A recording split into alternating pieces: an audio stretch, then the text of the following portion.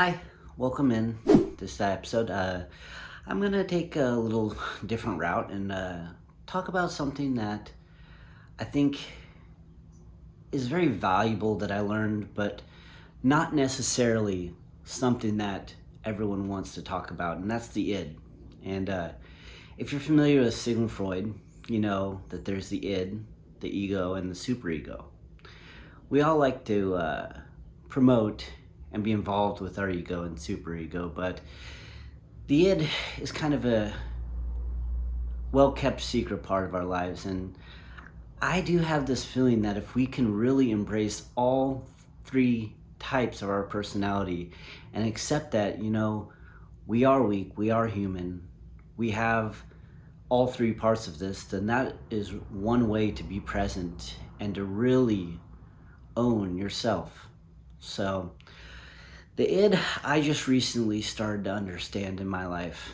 And the way I brought this into practice is during my morning jog or run, as I was coming to a close, I would, shake off my hands and say, okay, id, here you are, time to come out.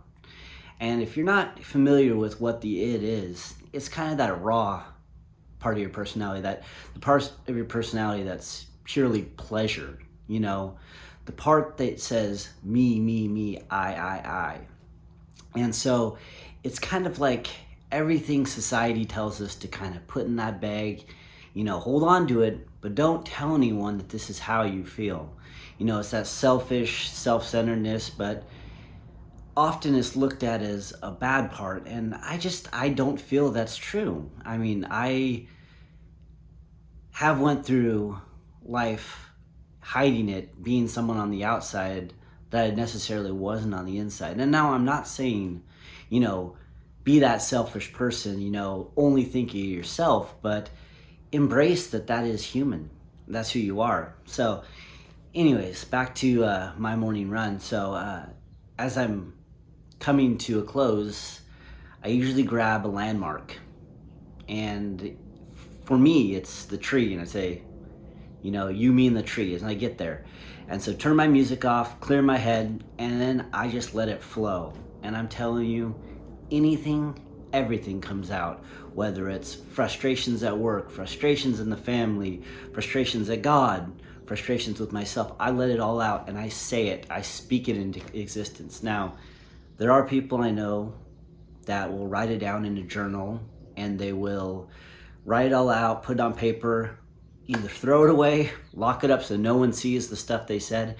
But it's just healthy to get out, because if we suppress that for so long, it just starts to build and actually materializes inside of us.